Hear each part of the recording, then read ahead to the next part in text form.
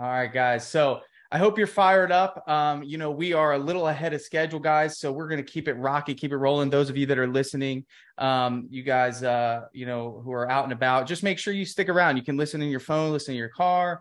You can just keep it running, bring it in with you on an estimate. It's completely up to you how you go about it today. So let's get going, guys. Today, I'm going next. I'm ready to give you guys everything I got when it comes to sales training, guys. One of my passions is teaching contractors, teaching contractors, things that have helped me along the way. So with that said, I hope you guys are awake now. Austin dropped some bombs for us, but what I would love for all of you guys to do, just to make sure, is please throw an emoji into the chat. So whatever emoji you're feeling right now, whether it's, rocket ships or fire, because I'm about to drop some bombs on you guys. I want to make sure that you guys get this information. The entire purpose of what we are doing today is to give you tools to grow your business. There's no hard sell here. We're just honestly here to share with you. I need to get the information that's inside of my brain into your brains. And the only way I can do that is if you participate, and studies show that you do some sort of action, whether that's simply just typing an emoji in the chat, you will retain information because your focus is there. And my goal is to make sure that you take some of these tools and tips that I share with you that I've developed over years of selling paint jobs. And I want you to implement some of them today. So don't just watch or listen with relaxed intent. I want you to focus and I want you to visualize as I'm speaking, because what I'm trying to do is get what's in here into you. All right. So what we're going to talk about today is the 595 rule, guys. This is my passion project. I am so confident that if you just apply this principle, there's a lot of fractional topics today between Austin's 80-20 and my 525. And really, guys, this is just all about focus.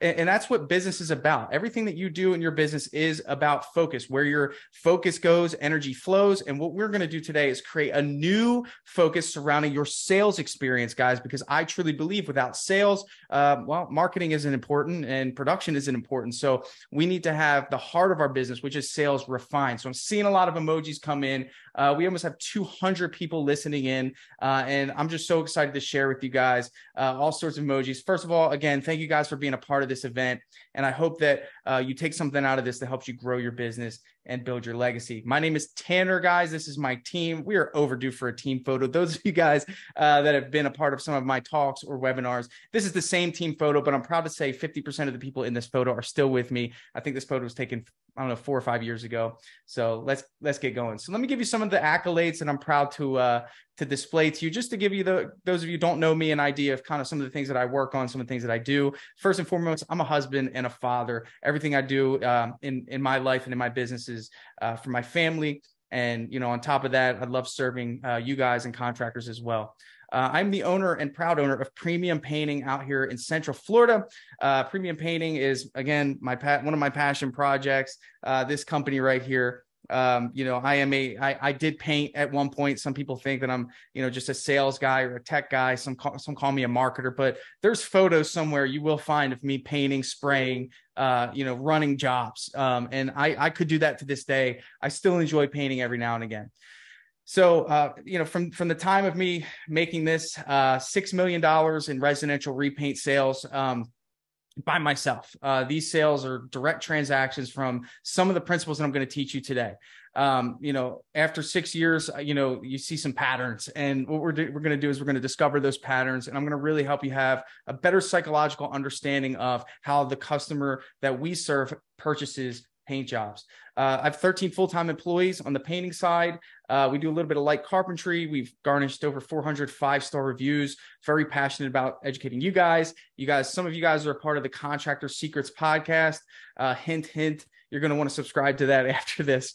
And then, of course, Dripjobs, guys. Those of you that are customers of Dripjobs, if you could just drop an emoji in there, if you can find the gear emoji, just drop your emoji in there. I'd love to see those of you that are using Dripjobs. I'd love to see a presence of my people in the chat. So if you're a Dripjobs user, find the gear emoji, drop it in there for me. Okay. So, and of course, last but not least, that crazy group that we're all a part of, 170,000 members.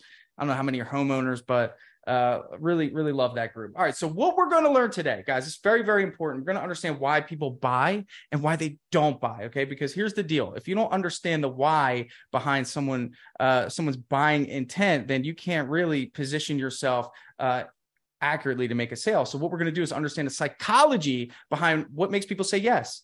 Now we're going to also provide you with some tools to help you overcome the most common objections that we hear over and over, right? So what my goal is, we're going to give you the game plan. We're going to help you understand all the variables, and then I'm going to position you in a way to be a sales Swiss Army knife. Okay, that's my goal today. We're going to give you a deeper understanding of the customer's buyer journey. Okay, the customer's buyer journey is something that you should be a student of. You should really understand what your customers go through to get to you. And I think it really requires you to be a great buyer in order to be a great seller. And that might mean even being in the shoes of your customer. Okay, there's actually times where I will sign up for Dripjobs just to see what you guys go through when you sign up for Dripjobs, right? So for me to understand the perspective of my buyer, I have to also understand how to be a buyer myself, right? Next, we're going to identify blind spots when it comes to your sales process, some things that you might not be thinking of that are going to help you elevate your game and ultimately build your business, okay? So let's talk about why people actually buy. And really, it comes down to, why do they exchange their money for a good or a service? Now, what I've understood over years of selling, and I've sold since I was 16 years old, is that people aren't stupid, okay? And we have to understand that. They're not stupid. Most people don't give up their money for nothing in return.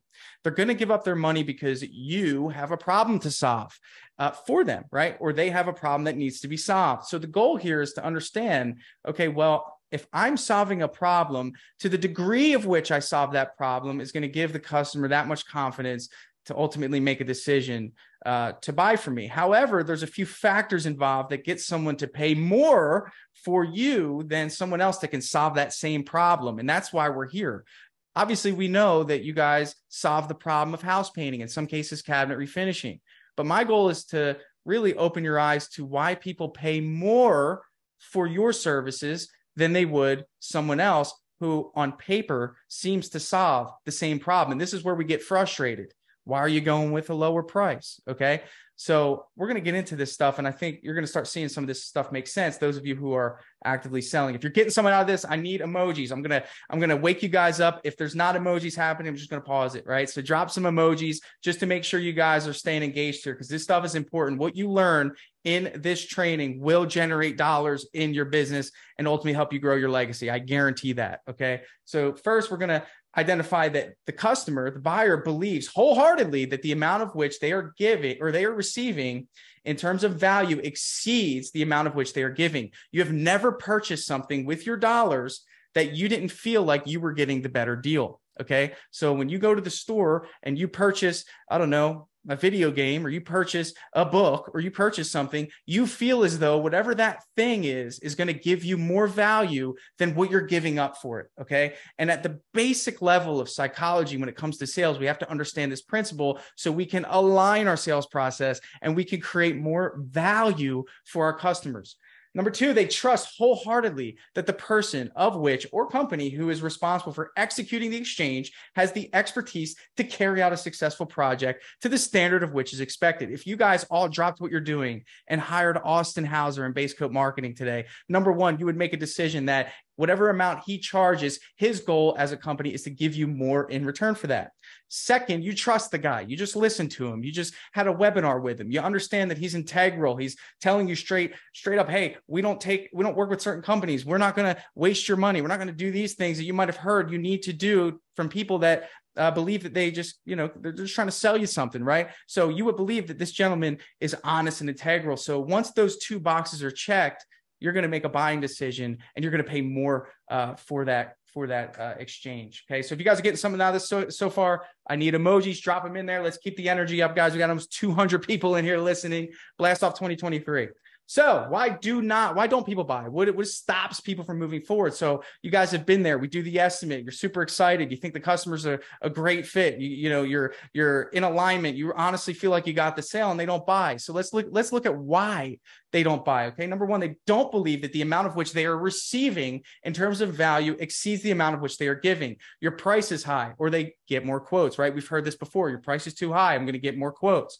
Number two, they doubt that the person of which or the company who is responsible for executing the exchange has the expertise to carry out a successful project to the standard of which they expected, uncertain expectations, or confused buyer. So chances are, number two, you guys give that sort of confidence to the customer. If you're here, you're part of that unique group of contractors that are motivated, that take this stuff seriously. What I want to focus on today is, number one, they don't believe that the amount of which they are receiving in terms of value exceeds the amount of which they're giving. Okay. So in other words, we did not educate, we did not provide enough value for this customer to justify paying more.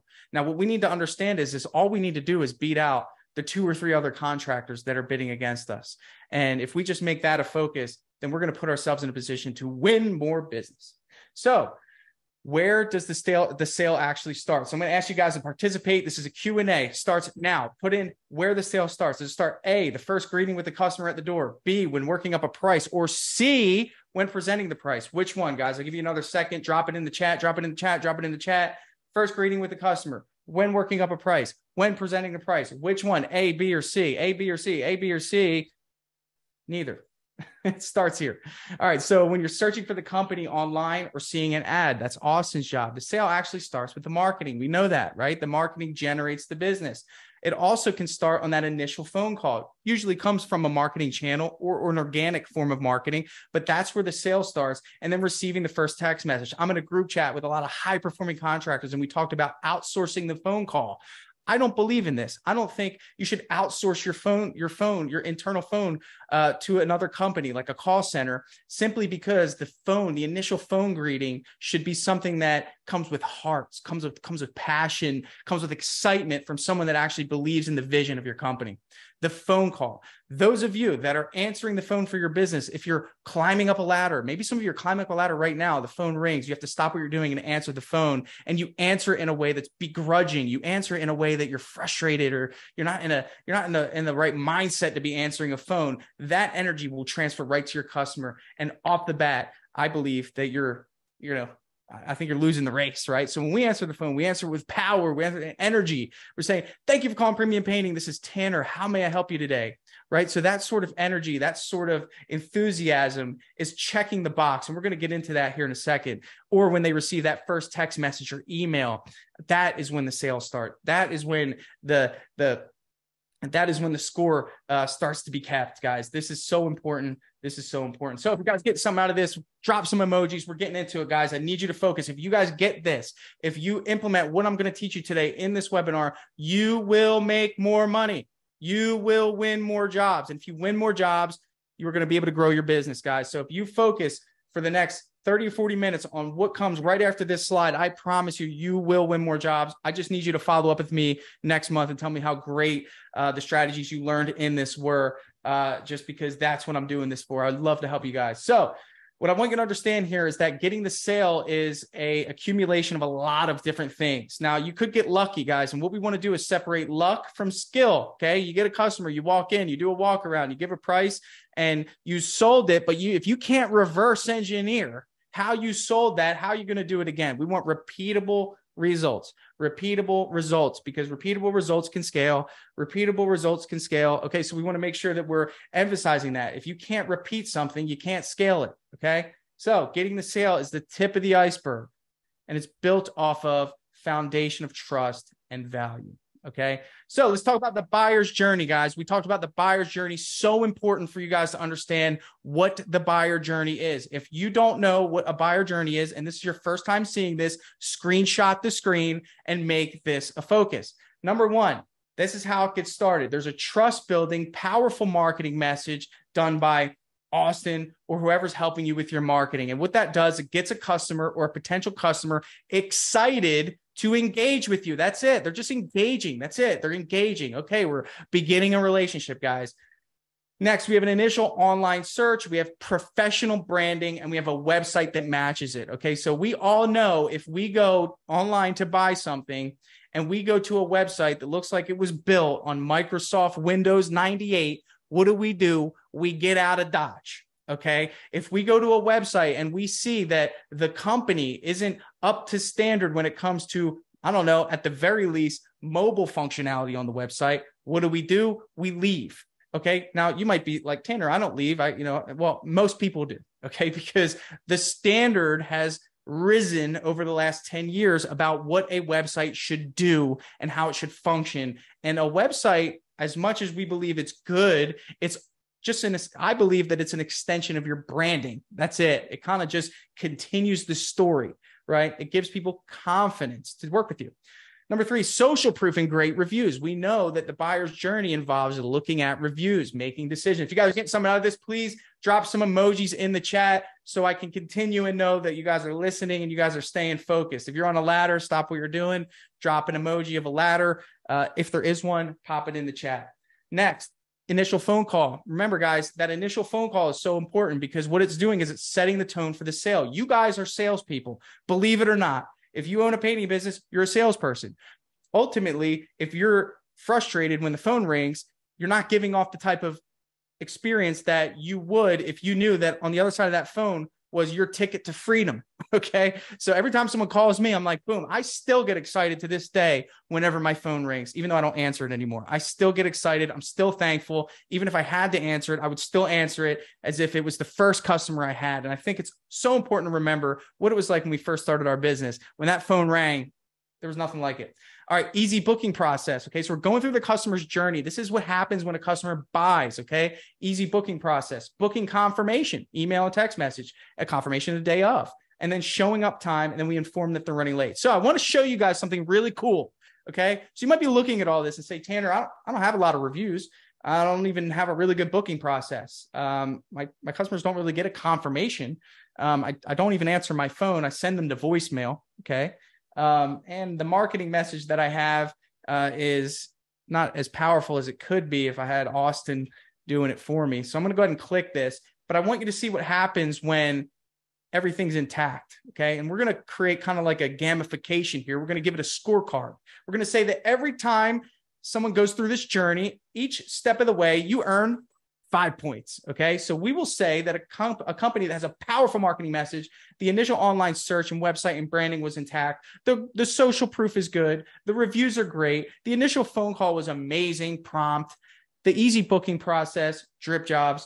Booking confirmation, email and text message, Dripjobs. Confirmation day of, maybe a phone call letting the customer know what time you'll be there, showing up on time, or if you're running late, informing them, hey, I'm running 10 minutes late, but I'm on the way. That's almost as good as being on time. It's actually probably even better. So trust score is 40 points. Now, let's look at this. Now, let's say you do have a powerful marketing message. You boost your posts on Facebook to the dismay of Austin here, and you get somebody interested in your services. From that point, they send you a message, right? Maybe it takes you a while to get back to them. So momentum's going down, right? Your website is outdated, or maybe it doesn't even exist. You have hardly any online reviews. You don't answer on the first phone call. The verbal booking occurs, and you pretty much say something along the lines of, hey, can you text me your info or type to me your info? They get no confirmation. You don't call them the day of the appointment, and you're 10 minutes late. Okay. Now, this is an extreme example, but we're all guilty of some of these things. Even when I first started in my business, until I really understood this customer journey, it wasn't important to me. Okay.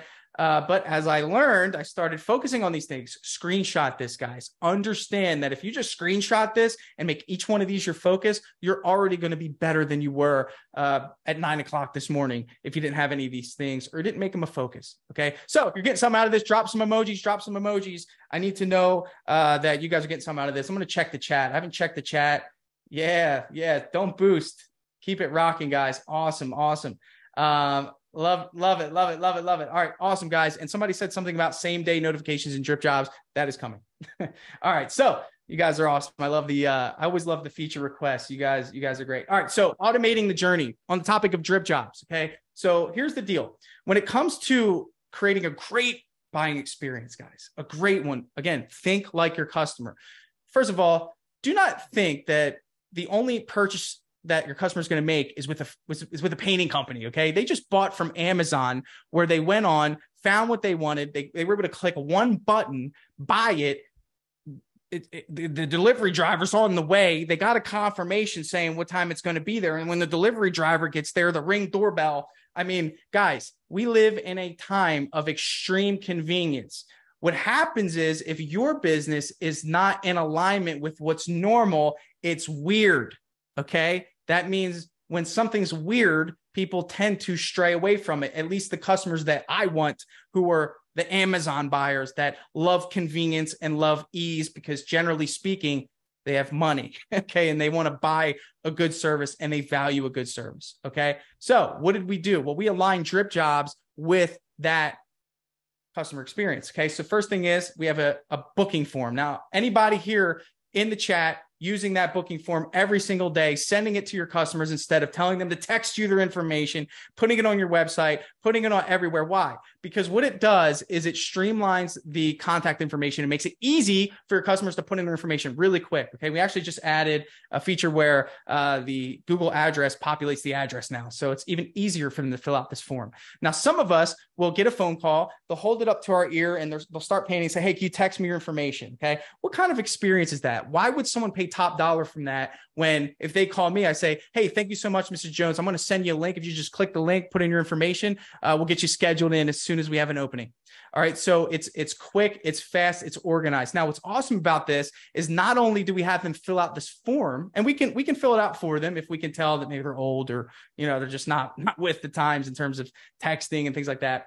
But what happens is they get a confirmation right away. If you are not sending a confirmation to someone that fills out your web form, okay, most of us have a website. That website has a form. That form puts the information right into your email. Once it's in your email, okay, you don't get to it for 3 or 4 days. Okay. We know this. This is something that happens so often, and it's just a matter of not having a right system in place. So the customer fills out the form, they get an automated text and email. And I want to show you an example of what my good buddy Skylar with PGH Painters is doing in his business. Skylar is telling a story. Smart guy. Okay. Because he understands that the more someone trusts and gets to know him, the better it will be. Now, let me ask you this.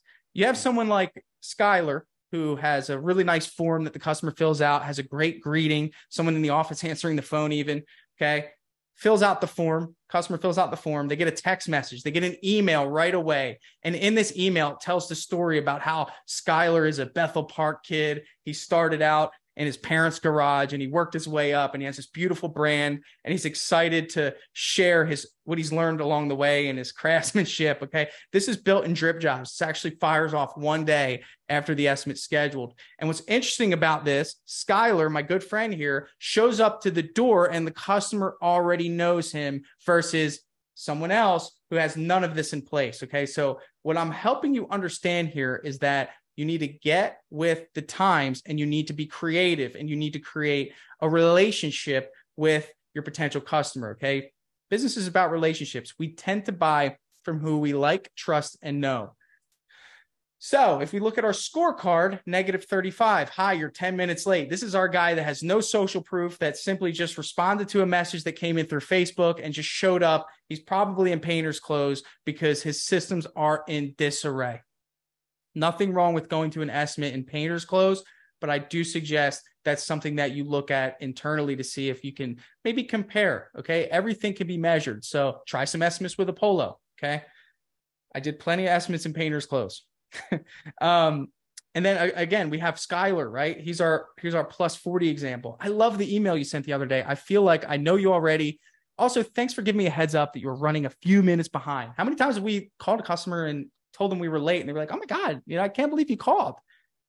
I'm here. We're a legitimate company. Okay. And guys, perception is everything. What Skylar's doing is creating the perception that he's what? Worth paying more. Guys, if you got something out of what I just did so far, I want you to type in the chat, worth paying more, worth paying more. I'm going to give you guys a second to type that. I want everyone to say that. So it just repeats, worth paying more. That's our focus. We need to be worth paying more. We need to align ourselves with being worth paying more. But here's the deal, guys. We're going to get into this. I'm giving you guys everything I got today. I'm not holding anything back. I want you guys to be successful.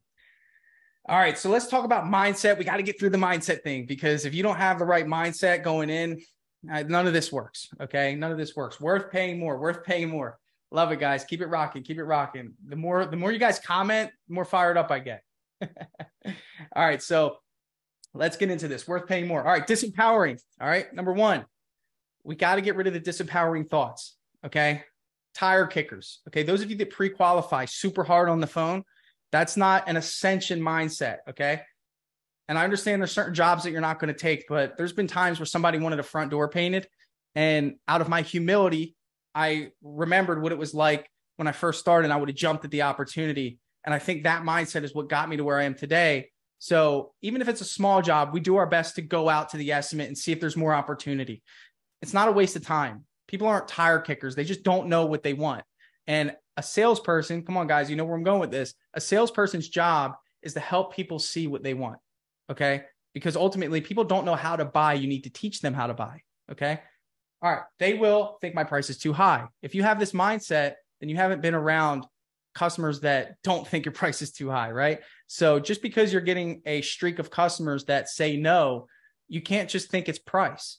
It's probably, I don't mean to offend you, your process. Okay. And that's what we're going to refine today. All right. This lead sucks.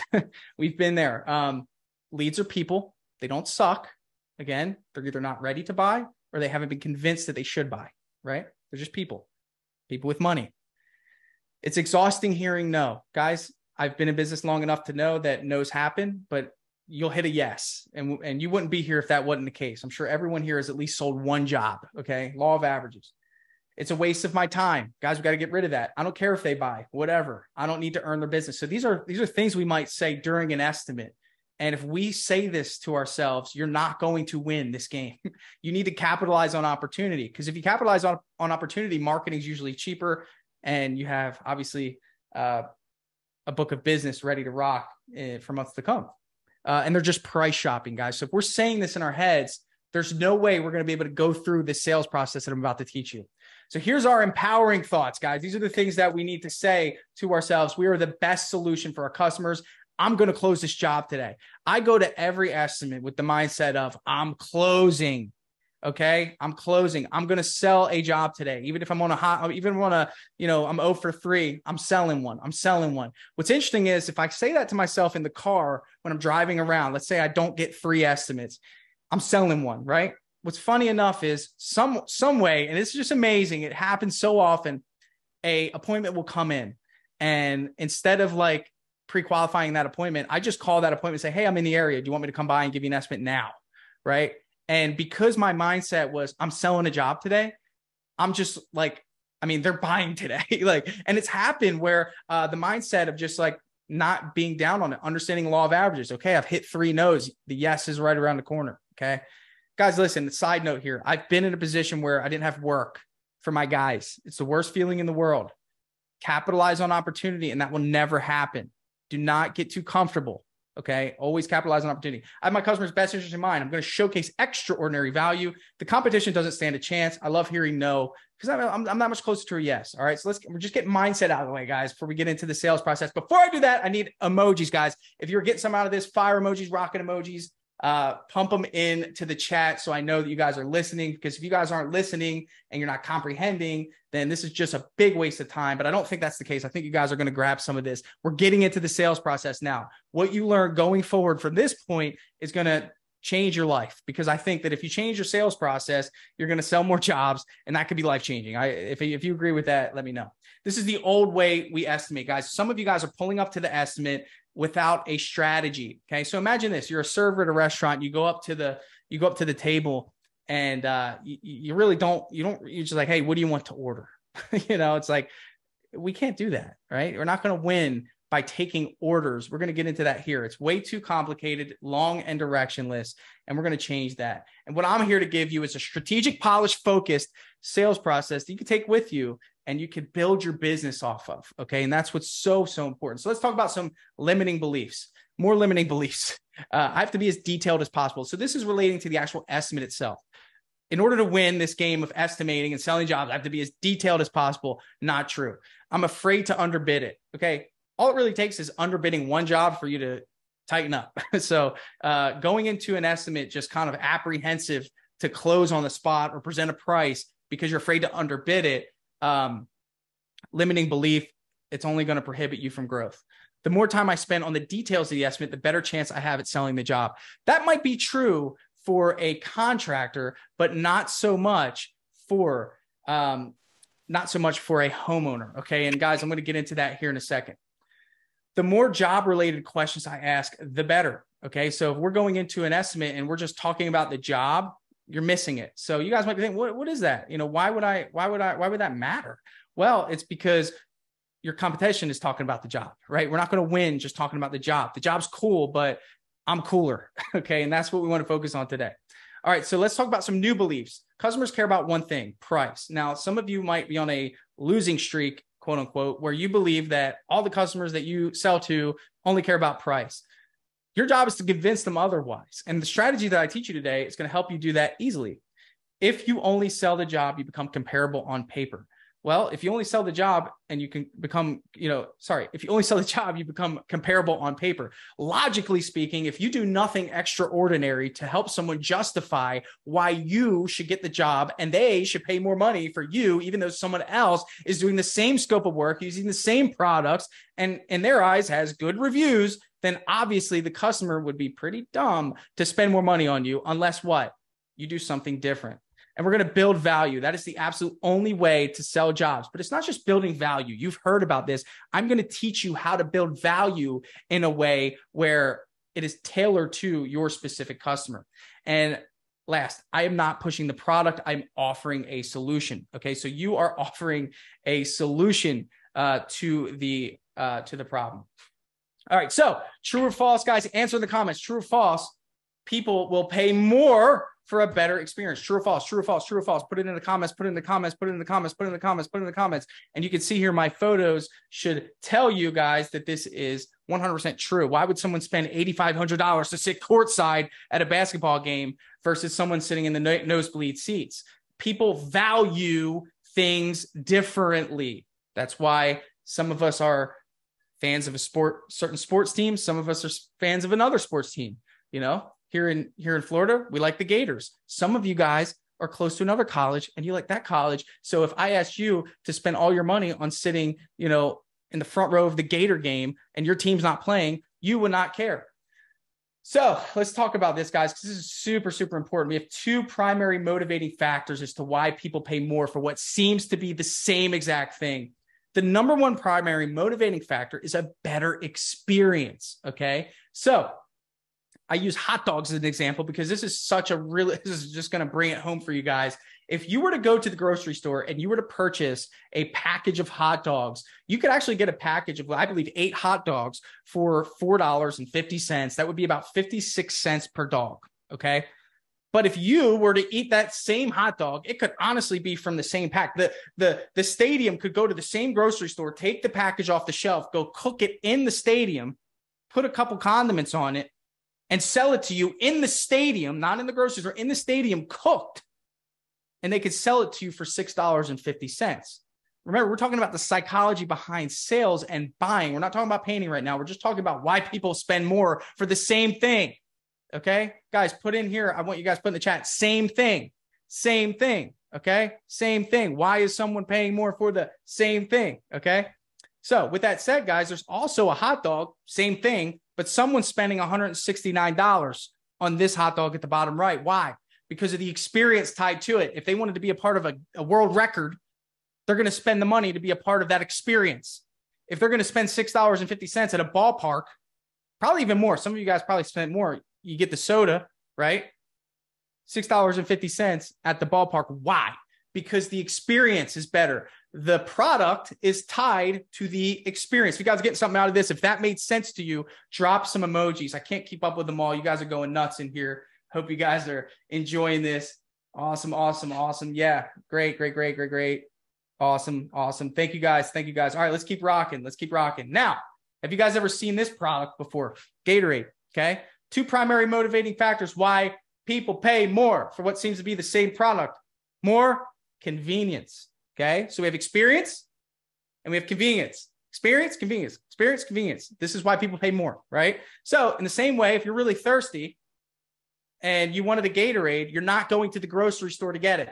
And you're not buying a 6-pack in the dry aisle for 97 cents per Gatorade. Same product, more money.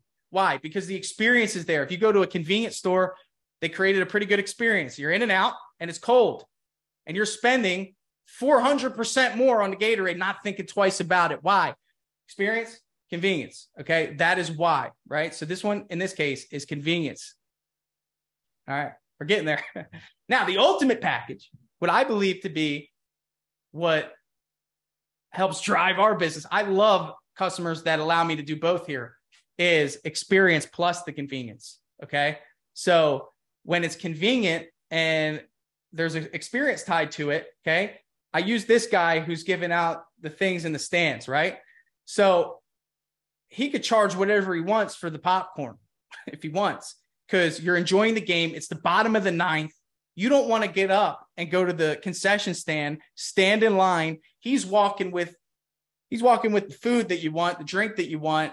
And ultimately what happens is you have a $20 bill in your pocket and he's got things that tally up to $14. You tell him to keep change. You just paid $20 for something you could buy at a convenience store for $2. You spent more money for the same thing because what? It was convenient and you were enjoying an experience. You guys might have seen this brand. They're really good at putting an experience and a convenient package together. This is their entire marketing mission. They understood this pretty well. Wow, one-day painting. Okay. The experience is, guess what? You have this really nice group of individuals. The branding is good. So it's going to be a good experience. You can see people happy painting, whatever you think about this brand, that doesn't really matter to me. But the convenience factor is one-day painting. Now, I don't know if that's true, but ultimately that's what they're selling, is the convenience factor of fast jobs with a good experience. Why did they put 4 painters on the picture? Because it's a good experience to have that many painters knocking out a job. Now, if they have one painter there in a Sherwin-Williams shirt, that's not a powerful branding exuding experience. Okay. Helping you guys see some of the things that are happening around us and how these very basic principles of sales and psychology tie into it, guys. If you're getting some out of this, drop some emojis. Keep me going here, guys. We're going to get through this. We're going to knock this out. I hope you guys like this so far. Short commercial. Those of you that want to sign up for Dripjobs, we got a awesome promo today. If you want to sign up, you get 60 days for free. That's coupon code BLASTOFF. So if you go to dripjobs.com, sign up, put in the coupon code BLASTOFF, you get 60 days for free. Even if you don't have time to set it up this week, just lock in the coupon code BLASTOFF. All right. So what is really motivating people to spend more? Value. We talked about that. We know that. True or false? Everyone values different types of experience the same exact way. Absolutely not. So it could be the same game, but if their team isn't playing, right, something that's not important to them, they're not going to spend that same amount of money as someone who values that specific experience, guys. So we're going to tie this into house painting in just a minute. But again, what you should be seeing is that it doesn't matter what we're selling. What you should be seeing is that the principles are still the same, right? So selling in the wrong direction. Does it have Bluetooth? Now, this is an interesting thing. I used to sell cars. Customer would come in and pretty much tell us, what they wanted in terms of a vehicle, but we were trained to actually narrow that down even deeper to the underlying motivation. And what's interesting is that if a customer came into the car dealership and we weren't trained properly to identify what that motivation would be, we could get to a point where we are selling in the wrong direction. In other words, if we didn't find out that the reason they wanted a car was because they really just wanted to be able to connect their phone via Bluetooth and their other car didn't have it, and we showed them a car and took them on a test drive and built all this rapport around a car that just didn't even have Bluetooth, then ultimately we sold in the wrong direction. Now, because we uncover the motivations behind the buying decision, we identify, hey, you wanted Bluetooth and that's important to you. I could go a step further. And by the time that customer gets into the car, I can connect their Bluetooth and have their own music playing during the test drive. That's the type of psychology that we're going to learn today when it comes to selling your job. So rules for success. We got a couple rules I need to go over with you. Number one, we need to understand that price is relative to value or perceived value. Obviously, perceived value is a precursor to your sale. Your job is to fulfill that. And I don't mean to sell in a way that, you're exacerbating your process and you're just trying to win the job. But perception is important, right? It is perception until it's fulfilled. So perceived value is mostly what we're talking about during our sales process. You guys getting something out of this? Drop an emoji in the chat. If you signed up for Dripjobs using the coupon BLASTOFF, put a gear and a fire. I'd love to know who's signing up during this. I thank you so much for your support, signing up for Dripjobs. So your number one responsibility is to build enough trust and value to justify the customer paying more for your services than the competition. So the more value, the more you can charge. The more value, the more you can charge. If the customer doesn't see the value, then they're not going to buy. Rule for success number 2, we need to develop a dynamic sales process. We cannot go into every single estimate and do the same thing. Now, I want you to replay the last 3 or 4 estimates that you went out and did. And I want you to think about if you were selling or you were taking orders. If you were taking orders, let me tell you what that looks like. That looks like you going up to the customer, knocking on the door, introducing yourself and asking them what they need done. And then from there, letting them walk you around the house. And if you find yourself following a customer around the house, I can tell you that you are not optimizing. The customer follows me around their own house. Follows me. Guys, drop follows me. Follows me. Follows me. Put it in the chat. Follows me. The customer follows me throughout their house. I tour their house and give them a tour of it, of what I'm going to do and how we're going to do it. Guys, drop follows me. If you guys are getting some out of this. Yeah, I love it, guys. Let's get better at sales today. Follows me, guys. So I want you guys to know that when you guys go through a house, they need to follow you. Okay. Love it, guys. Let's keep rocking. I'm trying to give you guys all that I got here. Okay.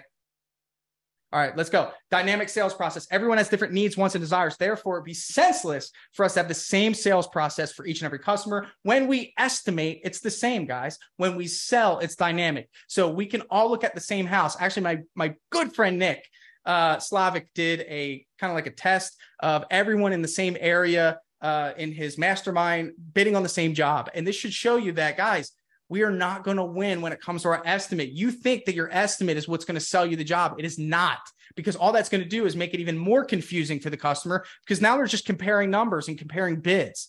You know, maybe if you have Dripjobs and it's a really nice, beautiful presentation, it might help, but we're not going to rely on that, guys. You and your uniqueness is what's going to sell your jobs. So our sales process needs to be tailored to the customer and their specific needs and wants. Rule number 3, I think it's 3. Messed up on the slide. Become incomparable. Funny story. Customer goes, Tanner, you know, I loved your estimate. And, you know, my job as, you know, a buyer, I really just want to compare apples to apples. I said, well, that's going to be really hard because I am a dragon fruit. It's very hard to compare me to an apple. And it's just a funny joke that I make whenever someone says that. It's a tired phrase, but really that's what we're creating. You're not going to be able to compare me. Okay. And ultimately, guys, remember, people have a decision to make. And if the only thing they have to compare you to is what you guys put on that quote, guess what? It's really easy for them to make a decision because they just got to look at the number that you put at the bottom of that quote. Okay.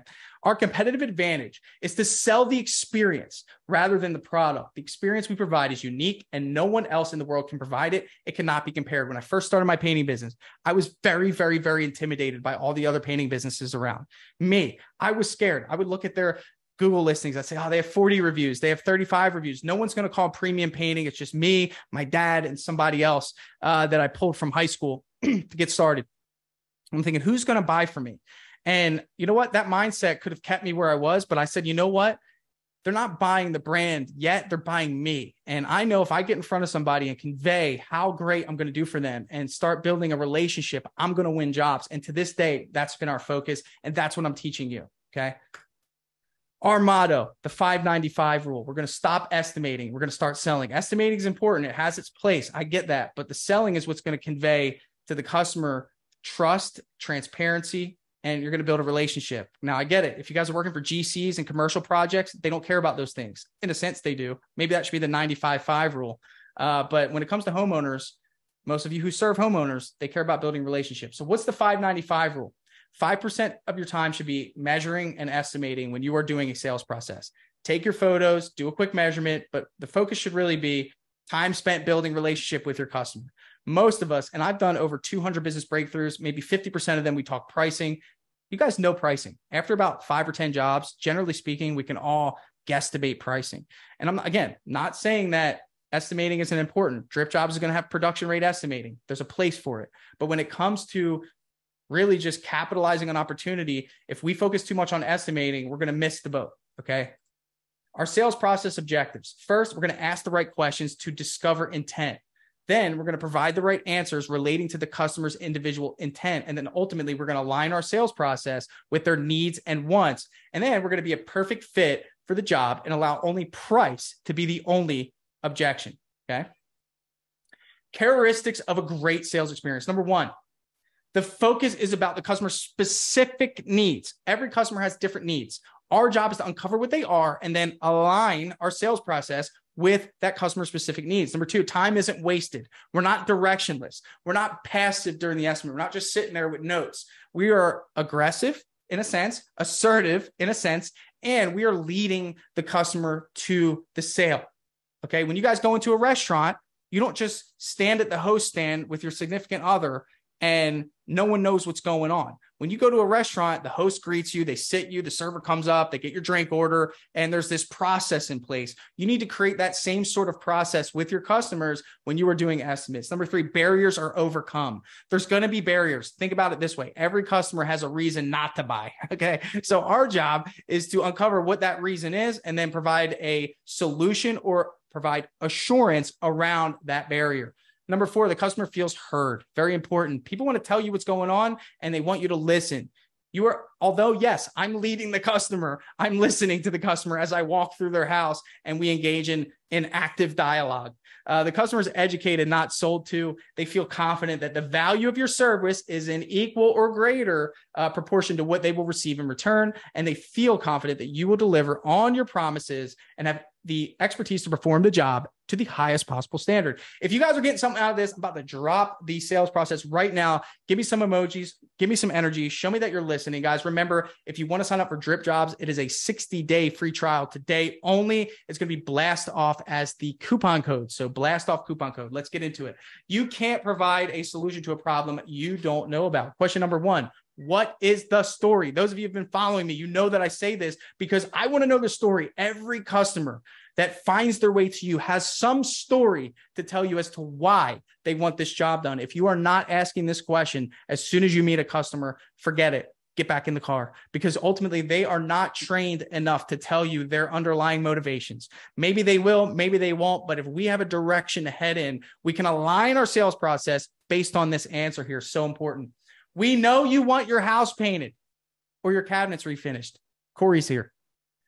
HOA letter, ready for a change of environment. They want to change the colors. They have rotting or repairs, fading or peeling, moving in, moving out. Guys, screenshot this. These are the only reasons. Okay, don't be too crazy on me. But generally speaking, these are 95% of the reasons why people purchase paint jobs. And if you know all the reasons, then what? You can provide what? Solutions. So I see these as problems. And then from here, what we can do is figure out what solutions we can provide as a company, as salespeople to align with this, what you're seeing right here. Now, I want to make a point. If you look, there are 6 different problems. That means that you should have 6 different sales processes. So this should open up your eyes to maybe some areas where you're not providing value in a way that aligns with the customer's individual need.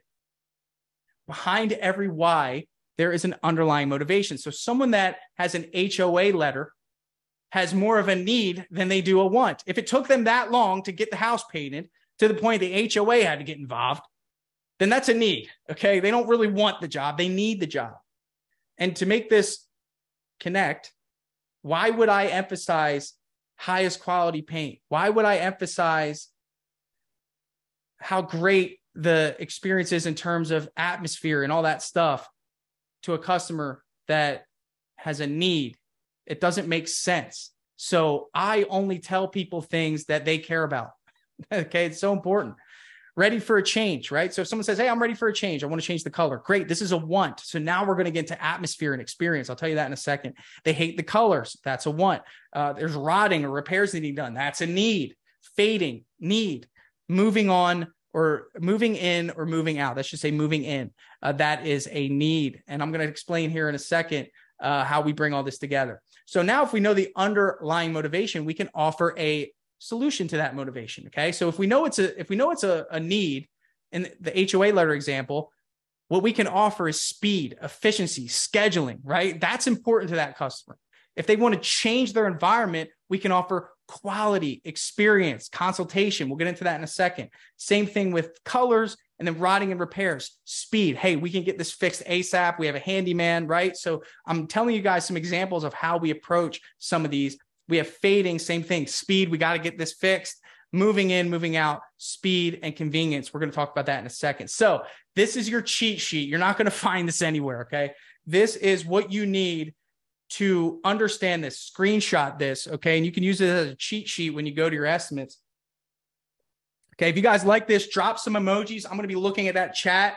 I want to see some emojis come in that you guys are getting something out of this. I put a lot into it, and I hope that what you're getting today conveys directly to your next estimate. So if you could drop some emojis, just let me know if you guys are loving this and if it's helping you bridge the gap between what you didn't know, what you know, what you now know, what you're going to use in the future. I would be grateful for that. So the painting business value cheat sheet on the left-hand side, top left, you're seeing why. So the why is the HOA, change, colors, rotting, fading, moving in, moving out. The motivation is the need. So an example, let's go over to B4. No, I'm just kidding. We'll go to moving in, okay? And that's one of my favorites. I'll show you here in a second. So if the why is they're moving in, we know that the motivation is they need you in there, right? So in other words, hey, I'm moving in. I need this done before I can move in. Hello, we've all heard this. Cool. So their underlying motivation is really speed. Usually when you get someone that's moving in, they care about when you can get it done, okay? And then our unique selling proposition for that customer in that specific case is convenience and experience, because generally speaking, people that are moving in care very much about the experience along with the speed. And generally speaking, I'm going to go to my next slide here. You're going to notice that the customers that care about experience, and if you guys look at the why, they're going to be your highest paying customers. Customers want to change the color, cabinet refinishing people. Hello, this is you. Change the color. Generally speaking, there's not a major need in cabinet refinishing. It's mostly a want-based business. So you'll see here that, obviously, Corey does a great job. You're going to hear from her here in a little bit. She focuses heavily on the experience. That's what's selling her jobs, is that people know when they reach out to Corey, the experience is going to be second to none. Phenomenal job doing that. Okay. Colors, same thing. If someone wants to change the color, they're not in a rush, but so in other words, if someone wants to change the color, I'm going to be like, hey, I can get in here next week. They don't care about that.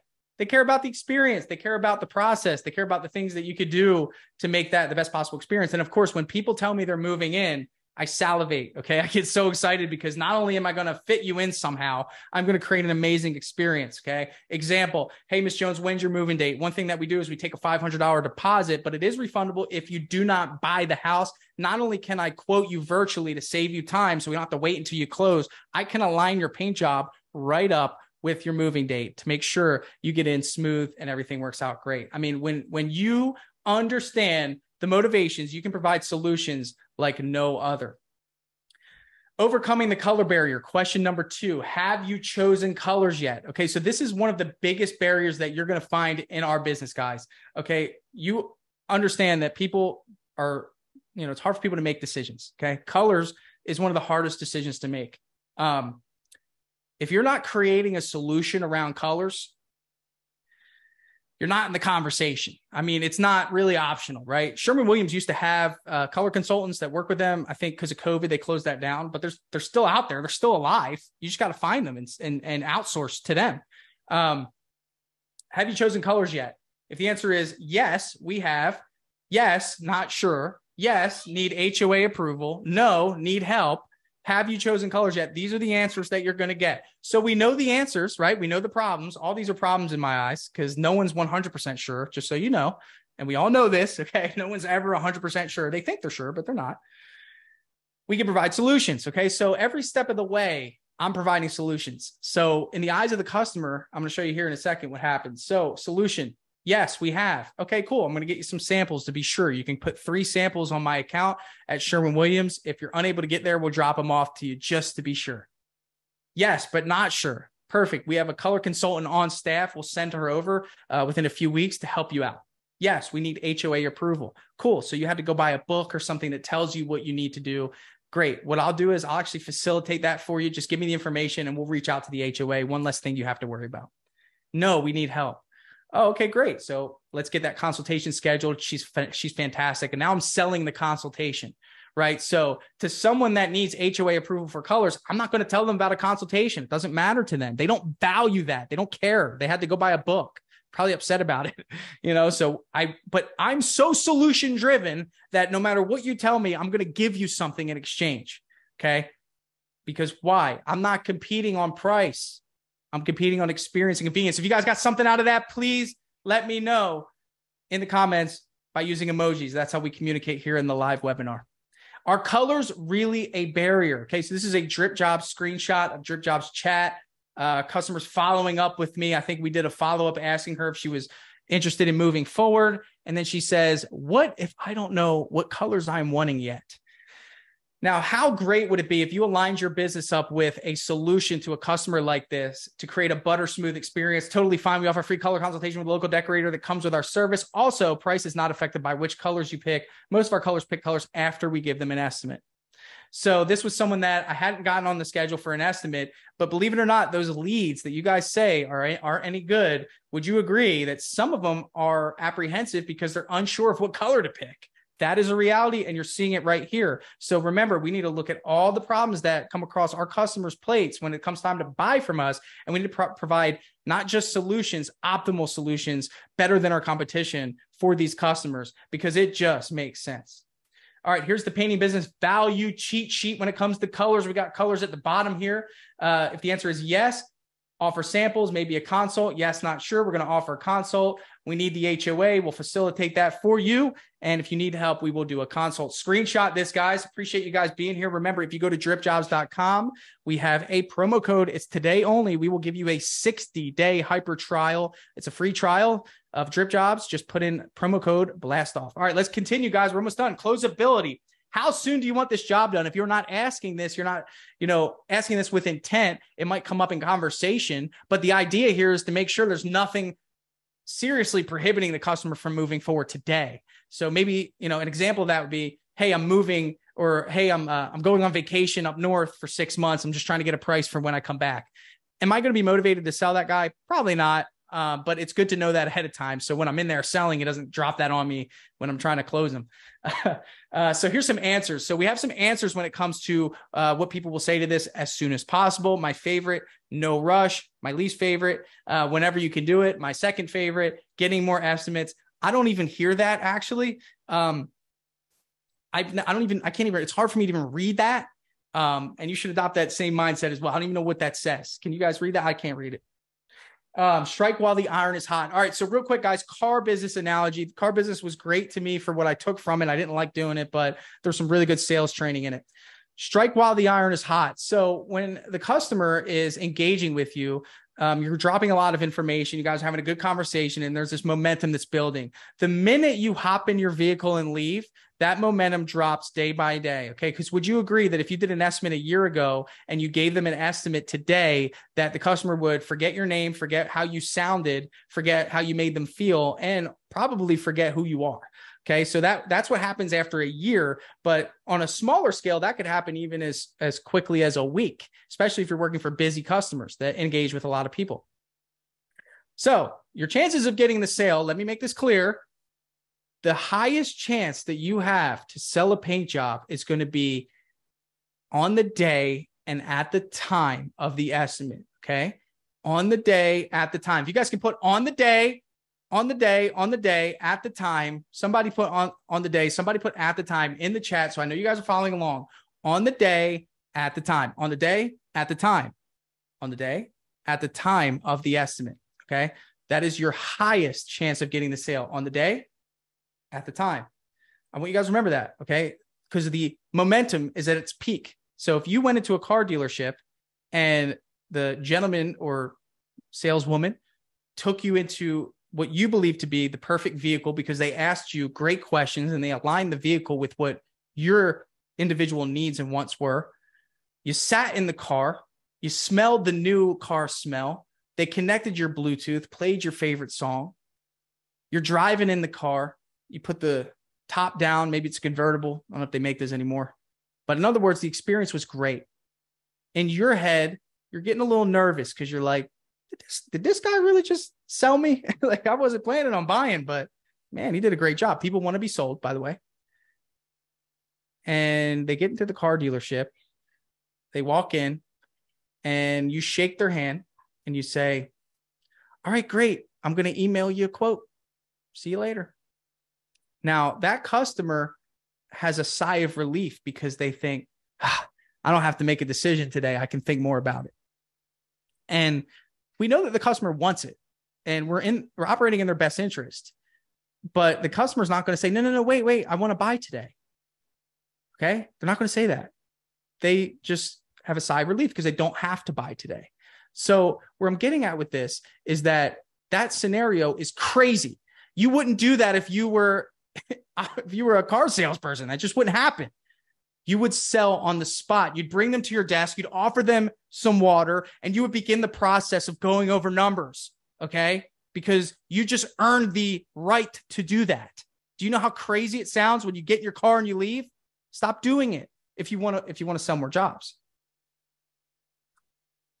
So why wait? So what are we waiting for? As soon as possible. Closable today, closable today, closable today, closable today. Everyone has the ability to buy today. We don't know what our customers are thinking, but we can sure give them the ability to make a good decision today.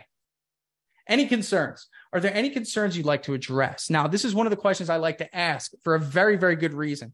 Everyone that I've ever done business with has one concern at the very least. There's not many customers that prepare to meet you. You'll meet some that have a whole list and, those customers have their place, but most customers really, they don't really know. And then like, oh my God, there's like this cracking happening in the back of the house that I forgot about. Like you have to understand that like these people don't like know house. Some do, but most don't, right? That's our job. We are the house people. We help with that sort of thing, but they might have something in the back of their head, like a nail pop or something that's been bothering them. I'm going to use that as a value proposition. Okay. So we're going to go in and say, okay, yes. And then they'll show me a nail pop or a little bit of rotting or an oil stain spot. And all this is an opportunity for me to showcase my expertise and another checkbox for me solving another problem that if a contractor who is not trained, who's not in Blast Off 2023 would go and do an estimate and not ask this very, very important question. Question number 5, have you ever hired a painting contractor before? Another question that if you don't ask, you are behind the 8 ball. You need to ask this question. What this will do is help you really see who you are being compared to. Just so you know, and those of you, I'm just going to put this into words, you know this, you've probably thought about this. You are not being compared to the estimates they are getting around the same time for the same job. You are being compared to an estimate they may have gotten 5 years ago from a house that was half the size, okay, from a guy that wasn't even a business, that was the neighbor, okay, and they paid $1,000, right? So we want to make sure that before we present a price, we are not being compared to someone who isn't doing things the way that we do them. We just want to level the playing field. And for example, Corey doing cabinets, right? How many, I'm sure she'll tell you, maybe this will come up in her speech, but she probably competes against a lot of just painting companies that charge half of what she charges. So I'm sure she has to do or her husband who does the sales, he has to do a good job of separating IBU versus an average painting company, right? So have you ever hired a painting contractor before? If the answer was yes, we want to know, how was that experience? This is a good question. This is good conversation. Guess what? If you ask this question, they will unload how that experience was if it was bad. Okay. People love to get that out. So let's say that the experience was bad. What did you dislike about it? Right? Maybe they'll tell you that. And then what's interesting about that is you might find something in what they say that you as a company have made a focus. Like, for example, if they say, well, I just couldn't stand, they showed up late every day and they didn't tell me when they were going to be here. Oh my goodness. I agree. Let me show you something. I'll even pull out my timesheet app, T-Sheets or QuickBooks Time. And I'll say, hey, look, we keep track of all our guys, they take pride in being on time. One thing that we value is communication and punctuality. So ultimately you don't have to worry about us not being on time. We're going to be here, and ultimately that's something that would not have come up had I not asked the question. Guys, this is the extraction method here. We're trying to get good information out that people will not give to us because no one wants to be taken advantage of. People are scared to give too much information because they don't want to be used against them, right? That's just natural buying from poor experiences with other people. So by asking strategic questions, with the goal of providing solutions, we're lowering the barrier the entire time. Okay. Now, what if they had a good experience? What did you like about it? Well, I love the fact that they communicated with me. I love the fact that after they were done every day, they cleaned up. And I also love the fact that they were mindful of Sparky, my dog, who is, a little crazy, but they were really nice to him.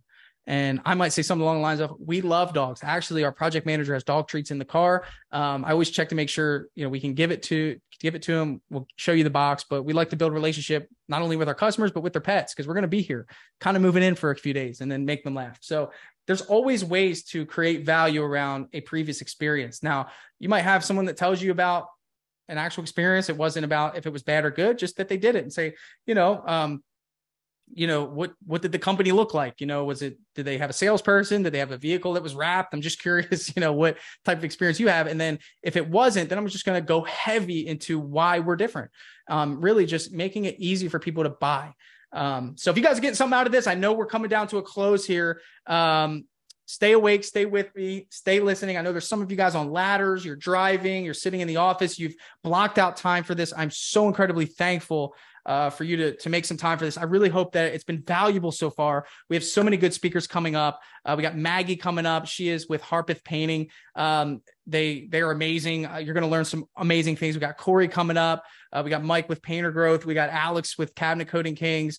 Nick Slavic's going to be making an appearance today. So stick with us throughout the day. Invite your friends. You can share the link. You can get them in here. And of course, quick commercial, Dripjobs, 60-day trial.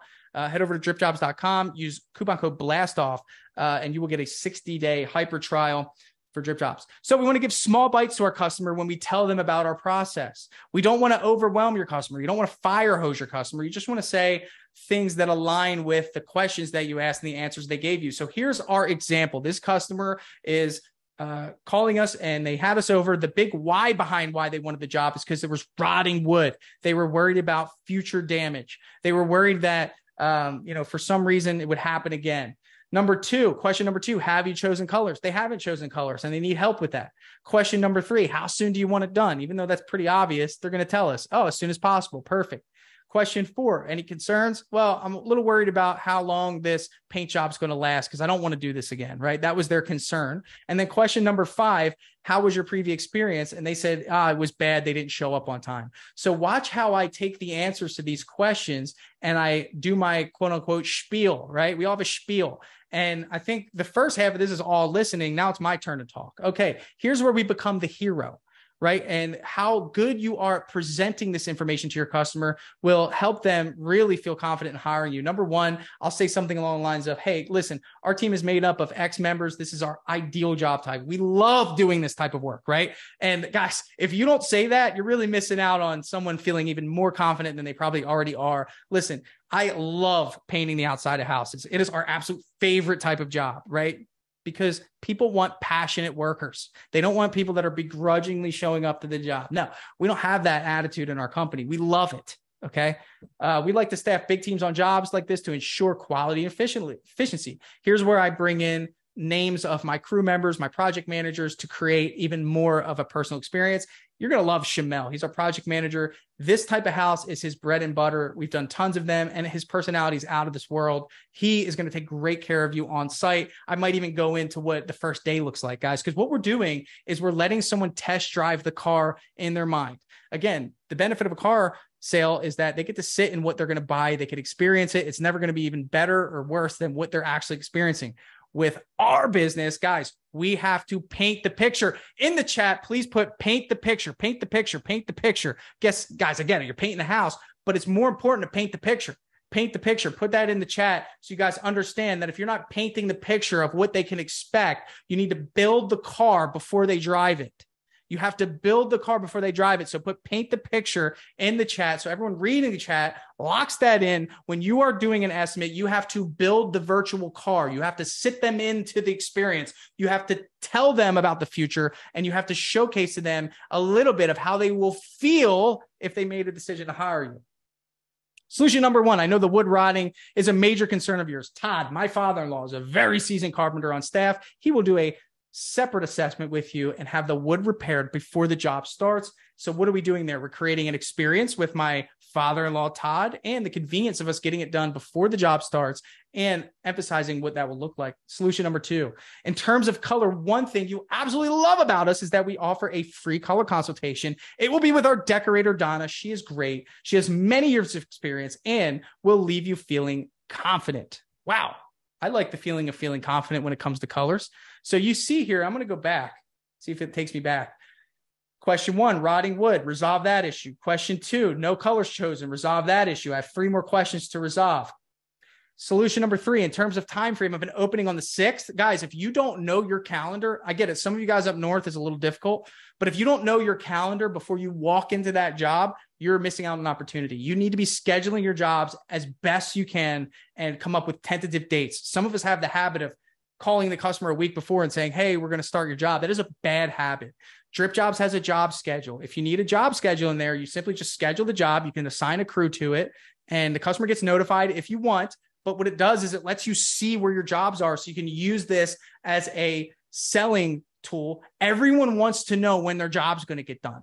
I think we all can agree with that. So utilize it as a sales tool. Everyone that I ever interact with knows a rough amount of time when I can get their job done. And that's because I'm just looking at my calendar. The paint we use is Benjamin Moore. It has a great water resistant properties to prevent this from happening again. You'll also love that they have a 25-year warranty, and we'll also even provide you the paperwork on that. Okay. So we eliminated his fear of how long the paint's going to last. And then number 5, being on time is very important to us. Take a look at this app. I gave you guys that example. And this is what is going to separate us from the competition. So can you imagine someone coming in next to me, another contractor who came in, followed the customer around the house, was a little lackadaisical, was in a bad mood, and didn't ask any of these questions? Here I am as the superhero, the one that's going to save the day. Okay. Pricing the job. Do not overthink pricing the job. It's just numbers. And one of my missions with Dripjobs is to make pricing as simple as it could possibly be. We're putting a spin on production rates that's going to hopefully change the way pricing is done as a whole. So cost-based pricing. So for now, we're going to talk about cost-based pricing. For those of you that are starting out, you're doing under $500,000 in a year. This pricing strategy, it will do the job for you. Okay. Every price is 100% dependent on your cost. Price is marginal, which means it can change. You must have a general idea of what your team is capable of, and no one knows that but you. You must have a general idea of how much paint you'll need, and you can use this calculator that most of you use. You can get this calculator at sellpaintjobs.com. Sellpaintjobs.com. Thank you guys for the awesome comments. Appreciate it. Stay here and listen to the other speakers. They're coming. Guys, this is just the beginning. Hopefully you guys are fired up. If you invest anything into your business, being a part of this event is a good move. Hopefully you're seeing that here. Okay. So Maggie's coming up next. She's probably waiting on standby. I got a few more minutes. So we're going to crank this out, guys. So let's get a scenario together. Square footage, 2,500. Our labor cost at $80 an hour. We have a 25% burden. Total labor cost then turns to $100 an hour, 4 days of labor. Okay, so that means that our total labor cost comes to $3,200. Our paint cost is $1,250. That means our total cost to do business is $4,450. Okay, so if you guys want this calculator, just go to sellpaintjobs.com. You can grab it. It's free. All right, so with that said, we identified what our cost is. This is called cost-based pricing. Identify what your cost is, okay? From there, we're going to identify what our numbers are. We have a top-of-the-line price. That is the most that we're going to try to sell the job for. And then we have our bottom line price, guys. Let me make it clear. Every price is negotiable. Making it even more clear, you could sell this job for $4,500, making $50, and you're still profiting. When we profit, it's just a matter of how much profit you want to make. Okay. And ideally, we're going to profit in a favorable way to ensure we can pay all of our overhead expenses and all those things. And of course, make some money for ourselves. So we have to identify what margins you're comfortable with. And guys, this is all speculation. That's why we can't take pricing that seriously, because we just price best case scenario. And of course, we're going to use production rates to kind of zero in that and maybe even make it even more accurate, but it is all speculation. So do not be firm on your price, because being firm on your price is relative. I mean, all of us are going to come in at a different price. So if you're at 8,000 and you're firm and I come in at 7,500, I might be firm at that. So be flexible with your price and try to use price as a selling tool. Okay. Supply and demand. Here's the deal. If you guys have no jobs on the schedule, we're going to sell this job for as little as we can. Okay. We all know this. If there's no jobs, we're all given deals. If you have a lot of jobs on your schedule, you might stay firm at your price. You might not even get to the point where you negotiate price. Totally fine. I'm not here telling you to lower your price. Trust me. I don't want you to lose money. I'm trying to help you convert. That's my goal, is help you convert. Price, presentation, and closing. All right, guys, we're getting into the last part of this. If you're alive, if you're not sleeping, throw some emojis in here. If you're getting something out of this, if this has been valuable to you, if you're going to use some of these principles in your next estimate, please drop some comments in the chat. Thank you, guys. All right. So what are our value propositions? So if you haven't heard of the term value proposition, this means we're going to propose something of value. That means we're going to give something of value to the customer, encouraging them to move forward. Everyone put value prop in the chat. Value prop, value prop, value prop, value prop, value prop. This is one of the most powerful tools in sales. A value proposition, value proposition. I'm giving you something of proposed value. Guys, I'm giving you a 60-day trial with Dripjobs. Would you agree that that is a value proposition? I'm proposing value to earn your business. Use blast off as the coupon code. So we have a couple opportunities to value prop. We have pressure washing, roof cleaning, garage door repair. We have 3 different value props that we can use. Now, in terms of these examples, I'm just using examples that maybe I see around the house, right? So if the garage door is rotting, I might price that out to do it, but I might offer that as an exchange to earn business. Or if I notice the roof needs to be clean, that's not something we typically do, but what I could do is maybe find the subcontractor, price it out on the spot, and ultimately facilitate that agreement with my subcontractor and offer that for free. Okay, so there's different ways you can use value propositions. Okay, overcoming objections. Okay, we have to think about it. Now, most of you have no clue what to say when a customer says this, okay? And we need to change that. You guys have to have a word track, at least one more level. When you hear, we have to think about it. Most of us get up from the table and say, all right, thank you so much. And in some cases, that's okay. You might just have that feeling. I'm not saying that you need to be this aggressive salesperson. Trust me, I am nowhere near an aggressive salesperson. I'm a strategic salesperson that just wants to uncover and make sure that I checked all my boxes so I have reference points to go back to. Okay. So if you did everything right up until this point, the only objection must be price. In other words, you had an awesome customer journey. The customer journey was outstanding. You showed up on time. You answered all the questions. You built rapport. They were laughing. You had fun. You ran the show. You gave them an experience. You got them excited. They're engaged. This is going great. But they have to think about it. So that must mean to me that the only thing left to think about is price. Okay, understand.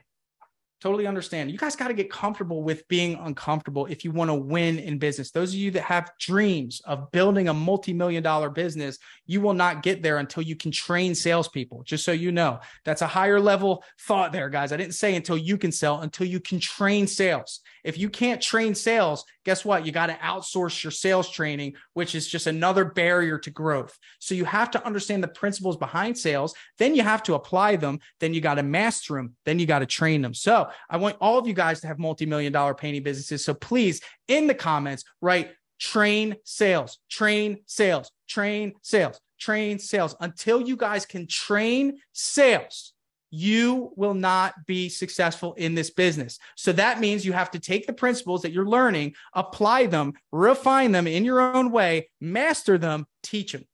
Okay. Okay. Understand. May I ask you a question? Normally, when my customer tells me that, it's usually because our price is a little higher than our competition. Okay. You might use that, right? Did you have a budget for this project? Here's another one. Okay. We still want to get a few quotes. Okay. I understand. May I ask a question? Normally, when my customers tell me that, it's usually because our price is a little higher than our competitors. Did you have a budget for the project? Okay. Guys, did you notice it's the same question. Did you have a budget? Guys, we got to get to the budget. What did they think it was going to cost? That's the goal. What did you think? Here's the deal, guys. When you guys go and buy something, chances are you have a general idea of what you're willing to spend, and it's the salesperson's job to change your mind. Okay, so chances are they're going to beef up the number they thought. So if I came in and they were thinking $2,000 after my presentation, they're not going to insult me. There's no way. They're going to be like, oh, he's official. They're going to give me a number. Okay. And ultimately that number is probably still going to be lower than what the price is if they're hesitant, or else they would have hired me. So I want to know what that number is. Okay. Remember, look at our margins. If you guys come in with 3 prices because you know your costs, then you have negotiation leverage. You can use your prices as negotiation leverage. Okay. So if I come in at $98.88, I could go all the way as far as $8,000 if I wanted to. Now, you might think, well, Tanner, is that dishonest? No, it's not. Ultimately, I would love to sell this job at 98.88. I priced it out at a 55% margin. We're negotiating now. You want to feel like you're getting better of a deal. I have to give something up for that. So that means that I'm willing to take away potential profit to help you solve your problem. I'm not being dishonest. I'm giving up something. Okay. Remember, price is relative anyway. I could sell it for $5,000. The budget will tell you everything. Okay. Guys, if you haven't been asking people what their budget is after they deny your initial quote, you're missing out. There's been customers that I have honestly sold the job. I took $200 off, $250 off. I can't tell you how many times. Simply because, number one, they feel like they're getting something for moving forward, a little bit of urgency. But number two, I wasn't that far away from what they thought. And some people just want to stick to that budget. Yes, we were hoping to be around $8,000. Now, some of you might go in there and say, how'd you come up with that number, or whatever that looks like? So we have a few options. Understand that in negotiating, everyone wants a good deal. Option number one, we're going to build more value, hold firm, and follow up. So you could build more value. You could explain why you're worth paying more. You can hold firm. You can say, unfortunately, I have no room on the price. We're at our cost. Did you want me to explain a little bit more about our process? That's a hard one.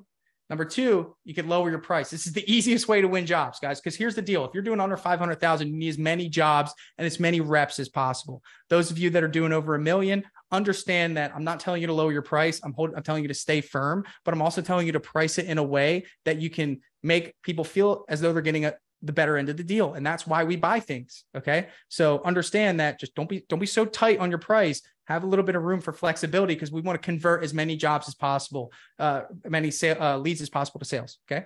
And then number three, offer a value proposition. Guys, we're wrapping up here. Last couple minutes. If you're getting something out of this, please put something in the chat. Remember, guys, we have a promo at dripjobs.com. You can go on dripjobs.com, put in a coupon code blast off, and you can blast off your business with a 60-day free trial. I hope I don't sound too much like I'm in an infomercial trying to give you guys some value and be excited at the same time. So option one, if I lower my price to $8,900, will you allow me to earn your business today, guys? So if I will you, put that in the chat if you understand that if you give something in exchange, you want something in return. If I will you. Now, I'm going to emphasize some things that were important. Listen, you told me that getting this project done within 2 weeks was important. Tell you what, if I do the job for $8,900, that's a $1,000 discount, and can fit you in before the 6th, will you allow me to earn your business today? That is very hard to say no to. And how do I know this? Well, because you told me that that's what was important to you. Unless you lied to me, then now you have to go find another contractor, and you're gambling now. You're hoping that that guy can fit you in, and you're hoping that that guy gives you a better deal with the same amount of value you feel as though I'm going to give you. That's a very hard thing to say no to, guys. This isn't bad. This is strategic selling. And if you have a heart for your customers to do the right thing, you need to help them convert to your side of the track, because you know that you're going to have their best interest in mind. Not everyone does, guys. Sometimes it requires being a little aggressive. Sorry, I didn't mean to use that word, a little assertive. But you can stop here. You could just try one more level, okay? One more level. Awesome, guys. Awesome. Almost done. All right, option number 2, value prop. Okay, I can understand that. Listen, I really want to earn your business today. If I will you. Actually, go back, guys. Screenshot this. If I will you. Okay, I can understand that. I want to be at about $8,000. Okay, I can understand that. Totally understand. We're on the same page. I get it. Earlier, you mentioned getting your roof cleaned. I told you I didn't do it, but listen, I have a subcontractor I work with. I'll tell you what, I'll pay him to do it as a complimentary soft wash. And if I do that for you, will you allow me to earn your business today? Now you're creating perception of value of what that costs. So maybe you know that you can get the house washed at $300 to your soft wash contractor. Maybe you don't even have a soft wash contractor or someone that you could reach out to and make this happen. You need to get one. Secret hack, go to your local Facebook group, type in who's the best pressure washing company around town, and watch everyone tag the best guy, call that guy, have lunch with him, take him out to coffee, talk to him about a potential partnership. If I throw that in, will you allow me to earn your business today? Now they have to think about what that would cost to get done. They're going to have to think about the effort that they need to put out to find a contractor to do it and the risk they have to take if the person doesn't do a good job. Now you've just assumed risk. Okay. But you do it in a smart way because you vetted out your contractor. So you just assumed risk to help your customer move forward. Was this done with ill intent? No, you're giving something in return. Maybe you're getting it for a good deal, but you're assuming the risk now. It is falling on your shoulders to make sure it gets done, but you're doing that to exchange business. Hold firm and follow up. So guys, those of you that use Dripjobs, we do rely on automations to handle our follow-ups for us. We can actually utilize Dripjobs to complement what we did on site. And we do that with following up with purpose, automation, of course, capitalizing on interest, continuing to build the conversation. Some people do take time. We know this. If we could all sell our jobs on the spot, none of you would be here. You would be collecting checks. Be direct and deliberate, create a win-win. So let's go through this. This is my last 2 slides. Maggie, if you're with me, thank you for your patience. She's going to be coming up next. So let's go through this real quick. This is a customer journey with my customer, Tim. We took him all the way through this buyer's journey. It was a really great experience. He got the automatic follow-ups through Dripjobs, and then he had some questions. So this is actually someone that wasn't living in the house, but I kind of knew his scenario. He wanted to get it ready to sell. And then he said 2 questions: how many coats and when can you start? And then we went through, built some value. So if you guys look here on the second one, and I'm going to draw here, I'll annotate this. When you guys look right here, hey, Tim, get sprayed and back roll. We have plenty of paint. Okay. New stucco repair will be prime. Need a good stucco guy. Offered value. Okay. Need a good stucco guy. I have a referral. I know you're selling because I know his motivation. Okay. And I also made sure that he knew exactly when we can get it done. So I'm answering the questions that I know this guy has. Okay. Oh, and wait, more value. This message was so value packed. I mean, that's a really value packed message. Got to get colors picked. We offer free color consultation and house washed. I mean, somebody that doesn't know us says, that's a professional. I want to work with that because he's going to save me time and he's going to mitigate my risk.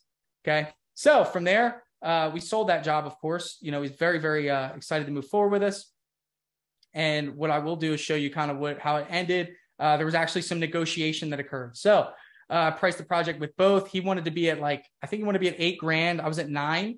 And you guys can see here that he wanted to be at $8,500 for everything. And I said, absolutely, whatever. Another job on the schedule. Happy guy. Pretty much sold it through Dripjobs, texting. Awesome. Okay. Because I built value in a way that built so much trust, created such an experience around what was important to him that it was an easy decision for him to make. Okay. And I think if you guys all see yourselves as good buyers, you're going to do the same thing. Following up with purpose. Some of you guys see me screenshot this every time I sell a job with this, but this is Dripjobs sending out an automatic text message to our customer offering a $250 discount. So what happens is after we send a proposal in Dripjobs, we set up a text message to go out, I think it's 4 days. And it just says this right here. Hey, I'd reach out and let you know one more opening that we're trying to book for one of our cruises. Thank you for moving forward. I take $250 off. Would you allow us to earn your business today? And Catherine said, yes, as so many do. And really, again, they're on the fence. I want to move the needle. I need to get as many jobs as possible. Okay. All right, guys, I am done. I want to thank you guys so much. I hope this was helpful for you. We got Maggie coming up next. I'm going to spend a few minutes just doing a couple of Q&As. I want to answer some of your questions. If you guys got something out of this, please use that chat one more time. Let me know that this was valuable. And I'm going to answer a few questions. So if you guys have some questions before Maggie gets going, please let me know. And we will get rocking. I want to thank you guys so much. Go ahead. Go ahead and ask a couple questions if you guys have some questions about sales, about process, about closing. And in the meantime, Maggie, you're here. If you could get started, if you could jump in. I'm here. Hey. All right, cool. We got Maggie on deck here. She's going to take over so I can drink some water. So a couple questions that have come through, Maggie. I'm just going to answer a couple questions and then you can take the lead. So question came in: how difficult would it be to transfer from Jobber to Dripjobs? Just the effort that you put in is going to get what you get out. Depends on how much you want. Usually when people start Dripjobs, they start fresh. They just use their old system until kind of the customers die out or their job cycle's done. And then they just use Dripjobs going forward. So it's really easy. We also do a free onboarding. We'll train you. We'll teach you how to use it. That's no charge at all. What do you present to them if you're selling the spot? How does the proposal look? It's on an iPad and it's Dripjobs. So you can go in Dripjobs, you can hit the portal, you can open it up on your iPad, scroll down, go through photo galleries, you can show them the entire scope of work, and they can actually sign it with their finger on the iPad. Really easy. Do you offer a free consultation if they don't hire you? No, I have to actually get a deposit before I let them schedule in with our color consult. And what's cool is, again, Dripjobs, I'm sending that work order to the consult. So as soon as we sell it, if a work order gets created, I copy the link to that work order and send it right to our color consultation specialist. Can you, let's see, join. All right. Can you post videos and pictures for lead generation? Can you post videos and pictures for lead generation? You can't. You would do that, and then the goal is to funnel any leads into Dripjobs for the follow-up process to happen. And you can do that through Zapier. You can do it through the booking link. All right. And all right, another minute, guys. Thank you guys for joining. If you guys have any questions, anything specific, reach out to me, Tanner at dripjobs.com. You can actually use the help desk if you want, and we'll be ready to go. So Maggie,